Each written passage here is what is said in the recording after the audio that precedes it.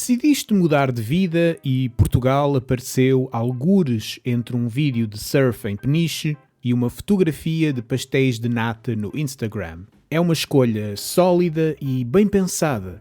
Ou, pelo menos, é uma escolha. Want to learn Portuguese or are you here just to look at the pet platypus?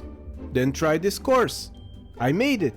In it, I explain the basics of the language and also the really complicated things, like when to use the imperfect instead of the perfect, the difference between para and por, or the 700 different meanings of the verb ficar. I also included more things for you, like a section to improve your comprehension with text to read, audio to listen to, or videos to watch. Tired of courses that copy school textbooks, pretend they are Duolingo or are just overpriced ego trips for their authors? Give this one a go! It's full of clear and straight to the point explanations of how the language works, with lots of audio examples. And every subscription gets a free Ronaldo bust. Join now! Por favor. Passo 1. Apaixona-te por Portugal à distância. Antes de chegares, é importante criares uma ideia muito clara de Portugal que não corresponda totalmente à realidade. Vê vídeos sobre slow living, lê artigos sobre como aqui ninguém tem pressa e memoriza frases como os portugueses são muito calorosos. Não te preocupes, a realidade há de ajustar as expectativas mais tarde, com delicadeza. Passo 2. Aprende português, ou coisa parecida. Diz que estás a aprender português. Na prática, aprende 5 coisas. Obrigado, bom dia, pastel de nata, desculpe e é complicado. Esta última vai ser particularmente útil. Sempre que algo não funcionar, o que será frequente, diz calmamente: Portugal é complicado. Os locais vão concordar. Passo 3. Respira fundo e trata da burocracia. Em Portugal, a burocracia não é um obstáculo. É uma experiência cultural. Marca uma hora, chega mais cedo, espera, volta no outro dia e finalmente descobre que afinal precisas de um papel que ninguém mencionou antes. Não te irrites. Visualiza um sítio calmo na tua cabeça.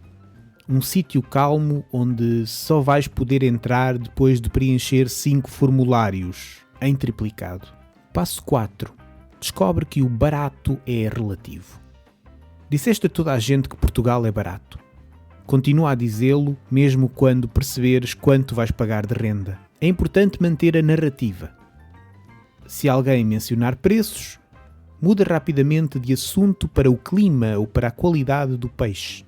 Passo 5. Adapta-te ao ritmo local. Ou tenta. Em Portugal as coisas demoram o tempo que têm de demorar. Não perguntes quanto falta. A resposta será vaga e perfeitamente aceitável. Aprenda a arte de esperar sem saber exatamente porquê. Isto chama-se maturidade cultural. Passo 6. Integra-te, mas não demasiado. Diz que queres integrar-te na cultura portuguesa, mas continua a frequentar sobretudo sítios com outros estrangeiros. De vez em quando, conversa com um português sobre o tempo, o futebol ou sobre como isto antes era diferente. Já conta como integração. Passo 7. Torna-te especialista em Portugal. Após 6 meses no país, começa a explicar Portugal a toda a gente, incluindo aos próprios portugueses. Usa frases como "o português típico é assim" ou "em Portugal funciona tudo desta maneira". Ninguém perguntou, mas vai ser apreciado. Porque a mudança para Portugal não é um processo linear, lógico ou claramente definido. E ainda bem.